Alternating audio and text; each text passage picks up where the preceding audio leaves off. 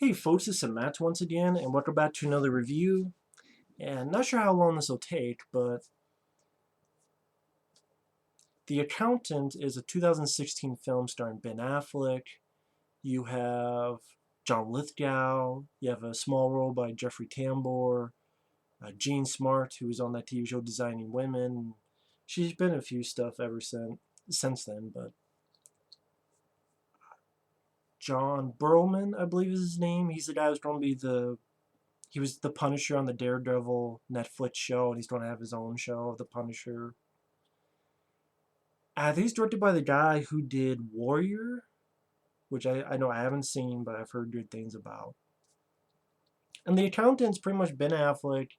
He is this guy who, how did they call him? A autistic, but it was like a high level autistic or I forget the exact term, but he's autistic. And he's an accountant, of course. And pretty much back in the day, him and his brother were trained by their asshole dad, because like, yeah, he's autistic, but I'm going to pretty much tough love. Like, okay, he doesn't like to touch things or certain things rub him the wrong way, and he doesn't like blinking lights, and he doesn't like loud noises. Well, I'm going to force him to do that, and then I'm also going to teach him to fight, because the father was in the military, and then the mom said this bullshit and left. So you get some flashbacks to that.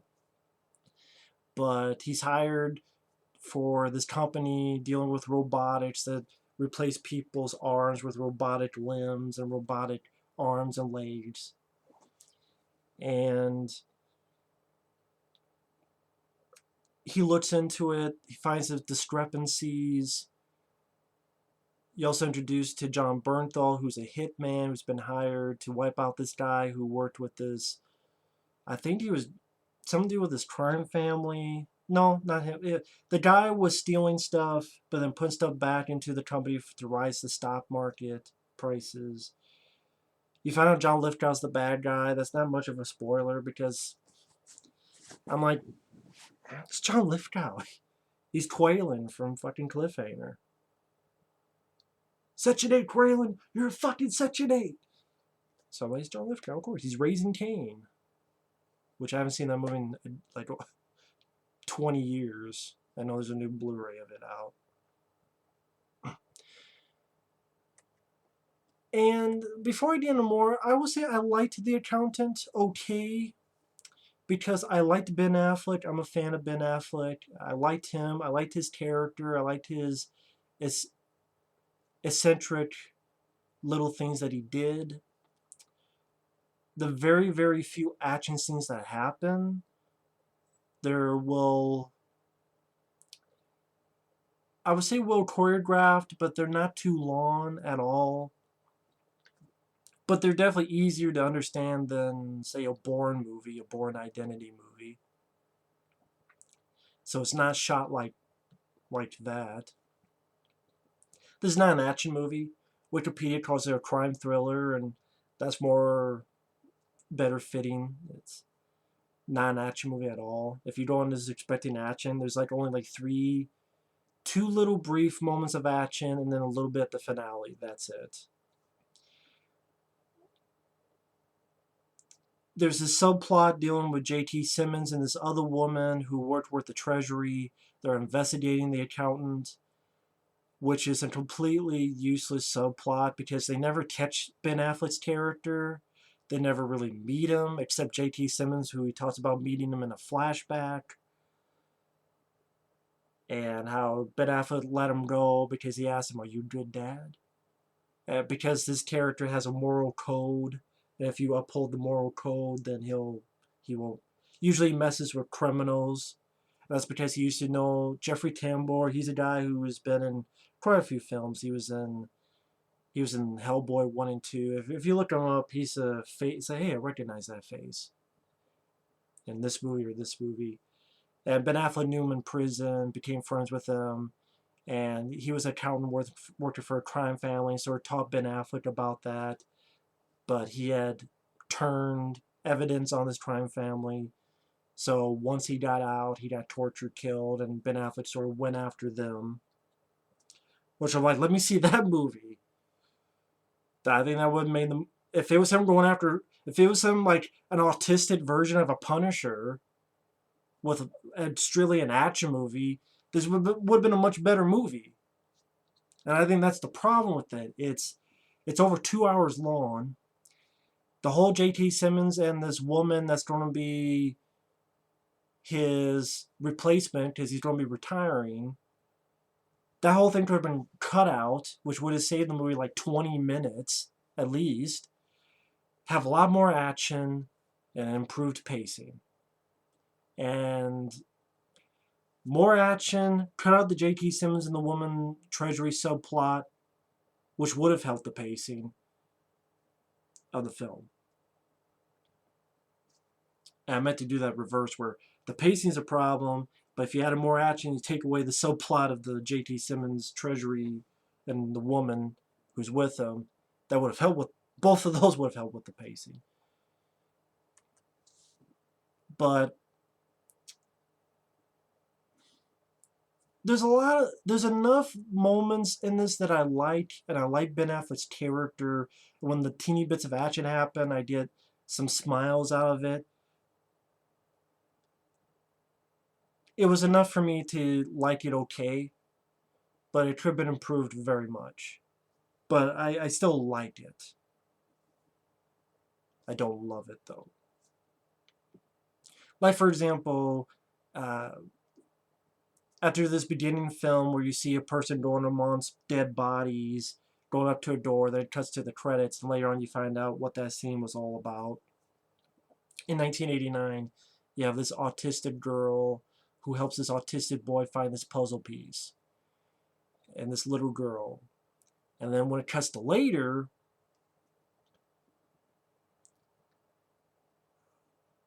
one thing I gotta say, there were two little kids. One looked bigger than the other, and this was a bit confusing because I thought the little kid who was autistic with the glasses, I'm like, is that supposed to be Ben Affleck? But then this kid who looks much bigger and seems like the older brother.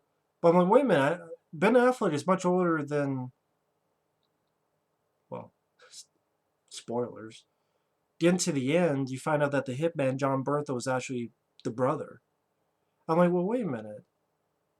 Jon Bernthal, I thought the whole twist was going to be like who you thought was the autistic, but they were both autistic, or but one held it more than the other. I don't know. I thought they were going to do something more, but it was just weird because like one kid's like very small and seems a lot younger, but that's Ben Affleck grown up, who's much older.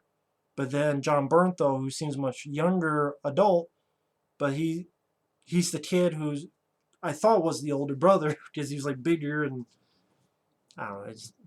I know I'm confusing people. Maybe you've seen the film, you know what I'm talking about. But anyway, I'll get back to the autistic girl at the end of the review because I liked a little bit, which I should have seen coming, but I liked the reveal you find out at the end. And it was kind of cool having like an autistic. The idea of having an autistic guy with his eccentric stuff, but being sort of an action hero,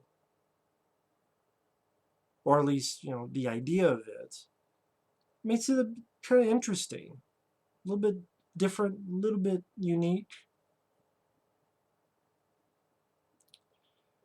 But yeah, one of those things that hampers it down is I like J.T. Simmons ever since seeing him in Sam Raimi's Spider-Man films as J. Jonah Jameson. I like J.T. Simmons, but yeah, him and the woman who is this data analyst that he blackmails to helping him look more into Ben Affleck's character, the accountant.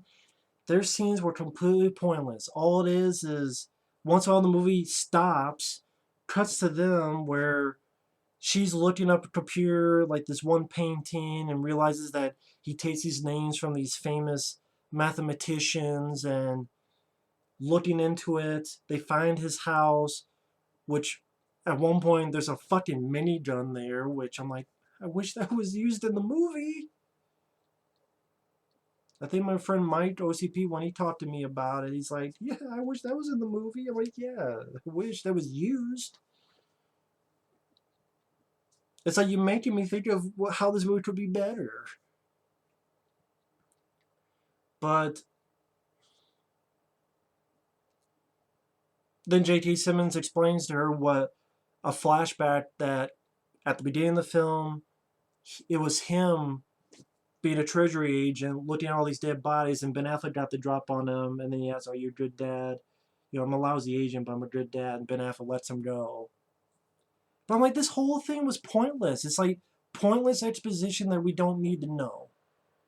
That's also when J.K. Simmons explains that Ben Affleck, when he was in the military like his dad.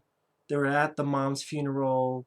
These guys were fucked with them. He got into a fight. This asshole cop tried to shoot him. The dad went in front of the bullet, died, and that's why Ben Affleck's character went to prison, and thus met Jeffrey Tambor, and then became the accountant. And then when his friend died, went on a revenge for that. Which again, that seems like would be a better movie. But I know I've been writing on the film for quite a bit, so people, like 10 minutes, people are like, well, why did you like the movie? I like Ben Affleck's performance. I liked his character. I liked the bits of flashback when they were kids, and like he's the autistic boy looking for the last puzzle piece, and the girl giving it to him. And then when we find out about the autistic girl later on, the little things that Ben Affleck's character has to do. For example, he's got to eat his food a certain way. He's got to break his bacon apart a certain way. Before he goes to bed, he listens to very loud music. He has this blinking light on that would give you an epileptic seizure. And he actually uses this thing on his leg. And he does it like up and down as if you're rolling cookie dough. And he's doing this because we heard in the flashback, well, the kid doesn't like to be touched or certain things mess him up, blinking lights and loud noises. And so he uses that to work through his triggers or possible triggers to go into fits or such. I thought, okay, that's kind of an interesting idea, and to combat that stuff, I thought that was interesting. The when he meets this couple who owns this farm, and he goes out and gets their permission and has this fruit, and he's able to use his sniper rifle to train with. He has his little trailer locked up, and he's got like all these paintings, and he's also got comic books, including Action Comics #1, and he's got a fucking Luke Skywalker lightsaber there. I thought that made me smile too. I'm like, this accountant badass has a Star Wars replica lightsaber of Luke Skywalker that looks like it's signed. I I like that little touch. I thought that was kind of a cool touch. And then he's like wearing an Evil Knievel shirt, but listening to classic music in his trailer. So I'm like, I like this character. I want him to see him. This is an okay movie. Take that character into a really good movie, like a John Wick type of movie. That's the movie I want to see. Learn from John Wick 1 and 2. And, fix the pacing, add in a lot more action and fisticuffs. Because when the little bits that happen, looks like Ben Affleck can really handle himself. They're shot competently enough. It's not too quick cut. I understood the environment that was going on, but there needed to be a lot more, man. A lot more. That was the problem with it. If people find this film boring, I can understand that. But he's auditing for this robotics corporation called Living Robotics. The CEO is John Lithgow. Once in a while, Jon Bernthal. I'm not sure if I'm saying his name right, but he's this hitman who's been hired to beat up this guy in this car who's been stealing, who's fucking with money with these bad guys. Doesn't kill him, but warns him. And I like the relationship Ben's character has with this girl who works for the company, and just how awkward he is with people. I guess because of his autism, where this woman sarcastic, she makes a sarcastic comment about dogs playing poker. He's like, I like dogs playing poker because dogs, and he's very analytical. He's like a mental calculator. That's all he can look, and so he's awkward with relationships, with interacting with emotions. Or for example, she says a phrase, an expression. Yeah, go to that scene where fun goes to die. He's like, why would fun go to die there? And she's like, well, it's just an expression. He's like, yes, I'm joking. But it's like, was he really joking? So it's like this. It's supposed to be awkward, and it made me want to see more with this character. And like when he's doing this montage of going through these papers, he's writing on the entire wall 360. And he goes through like a dozen markers. And it's this way of thinking. And realizes that, hey, someone stole $61 million from your company. And he like tells Gene Smart that it's embezzlement. And Jon Bernthal's hired to go to that guy and tells him, you need insulin, right? Well, you don't have an accidental overdose, or I'm gonna have to kill your wife and such. So that happens. And then John Lithgow says, hey Ben, you're done. That guy died from suicide. So, but the thing is, it's not really finished, and Ben Affleck's autism can't deal with that, so that triggers him, and he goes back home, and he's like hitting his own leg. I'm like, this is like kickboxer when Van Damme's kicking the tree. He's just hitting his leg with that thing and just breaks it in half and trying to calm himself down. It's one of his triggers. Not being able to finish things. It's like he has to finish. And then some people want to take him out. They go to that couple on the farm, and Ben Affleck fucks them up. Fucks one guy up with a sniper rifle. And this huge sniper rifle, he uses it like a champ. Guy has the couple, shoots the vehicle, gets in the back of the truck, hits the window, gets the guy. They both go over the vehicle.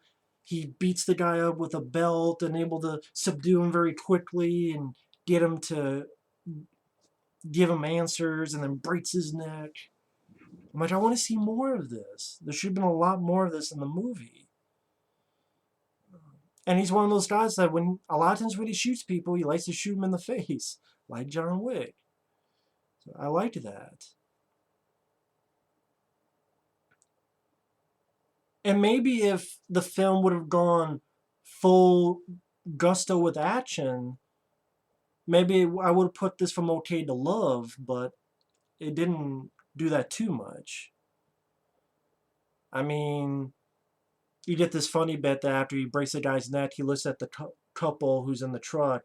And again, it's hard for him to deal with people on an emotional level, so he kind of waves. Like he doesn't know what else to do, so he waves, and then he walks away. And that made me chuckle.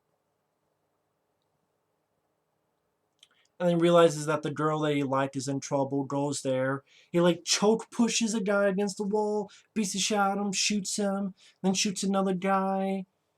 Again, loves shooting him in the face.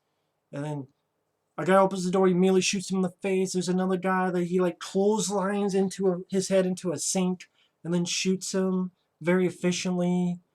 I just wish they were longer or more bad guys. Wanted more, because what I saw a little bits were pretty decent choreography. And takes to go back to his trailer and he's grabbing some stuff. And I like that one of the stuff he grabs is Action Comics #1. Little things like that made me smile. And takes her to a hotel. He's trying to talk with her. And he wants to find a person who wants to kill her and then shoot them in the head. He thinks it's Jean Smart, but she's dead. Realizes John Lithgow. But yet it's just cutting the J.T. Simmons and this woman. I'm like, I don't care. This shit is completely pointless. Should have been edited out of the film. You could literally edit this out of the film and it would not have. You could have just kept the one scene, or you could put that flashback of what happened with him and his dad. Like, you just have Ben Affleck's face and then have music, like a scene with him looking off somewhere, put that flashback in with what happened with him and his dad, and maybe whatever Jeffrey Tambor, and you just have music on it. You don't even need words because you could figure it out. Or he could be telling this girl about that, like him talking about his life and trying to do it straightforward. And you did not need J.T. Simmons. You did not need this girl. All that shit could have been cut out. Would have helped the pace. Or if you don't have the scenes, it needs to be 2 hours. Just put all that shit with action. Him kicking ass, kicking bad guy ass.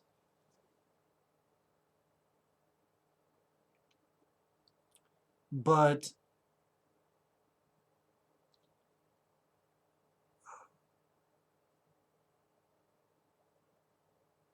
he goes to where John Lithgow's at. He snipes one guy, fucks up another guy in the head, shoots him, boom, right in the head.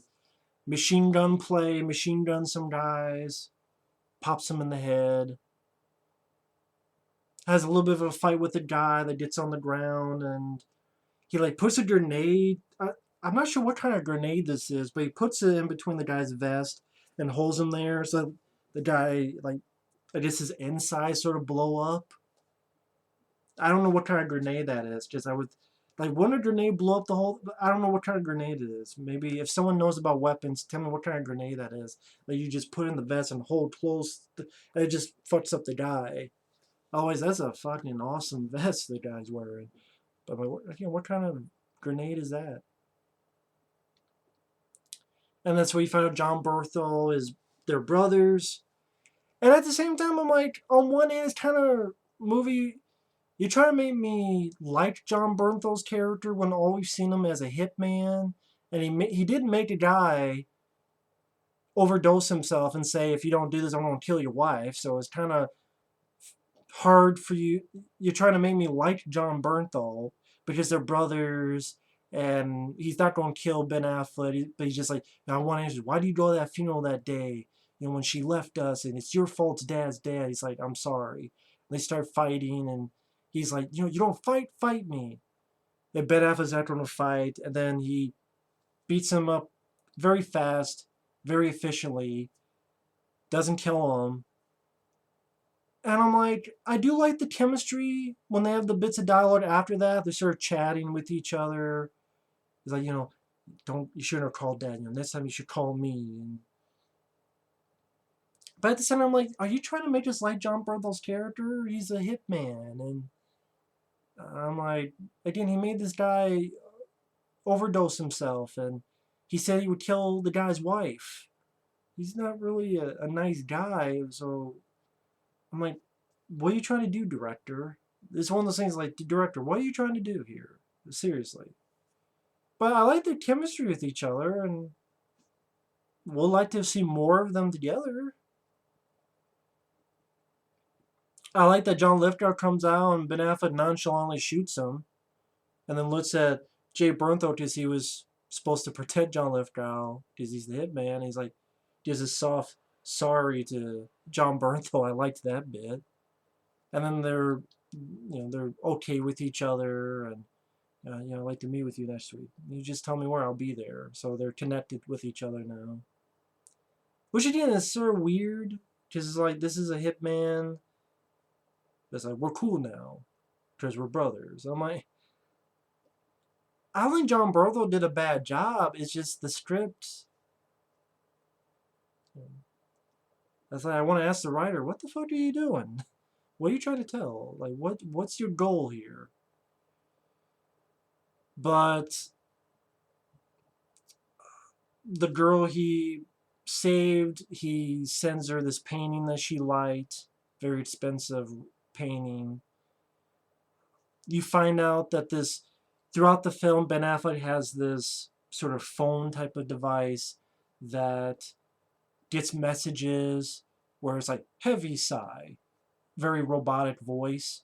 And you find out that the autistic girl at the beginning of the film in 1989 that helped him, she's still there, but she's grown up and she uses a keyboard and contacts with him. So she's actually helping him and talks to him via this keyboard where she types and then it talks for her. I should have seen that coming, but I like that. So there are ideas I like, and there's moments I like, enough to say I like the film okay. And I would say if you can watch it, and if you're a Ben Affleck fan, give it a watch for him. But if you don't end up liking it, I can't blame you. And if you're just liking it okay as a time waster, if you like it more than me, that's fine. But it, I like it, but I could see the stuff to improve on it. Who knows? If they did a sequel and they improved on those parts I'm talking about, have more action, have more of Ben Affleck and his eccentric stuff because of his autism, and let no JT Simmons and this other woman, take that shit completely out, add in a lot more action, longer action set pieces, you would have a much better movie. And if you could do that with a sequel, then I'd be curious to see it. Because I like the character. I mean, I like Ben Affleck's character. I'd be curious to see what else they did with him. But you gotta, I know you just, Wikipedia calls it a crime thriller. If that's what the director's intention, you gotta amp it up, man. You should have given people an action movie, not a crime thriller. It's an interesting character, but this did not need to be over 2 hours long. And you know what? When I reviewed John Wick 2, I said I had a little bit of problems with the pacing. I really want to take that back now because that's an over 2 hour movie, and that did go faster than this movie. So I almost want to take that back and say, I'm sorry, John Wick 2. The pacing, I'm fine with it. I said I had a little bit of problem with like 5 minutes here. No, forget that.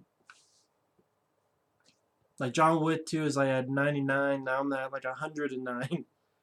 It could only go to 100. I don't care. It's only go to 10. I don't care. Turn it to 11. Spinal Tap style. But anyway, I like it okay. I've said it like 10 times now. But it is a flawed movie. But Ben Affleck, I'm a fan of Ben Affleck. He's a big reason why I enjoyed the film. So I was glad to watch it for Ben Affleck and his character. So there you go. So thanks for watching. Take care and stay tuned for more reviews. Later.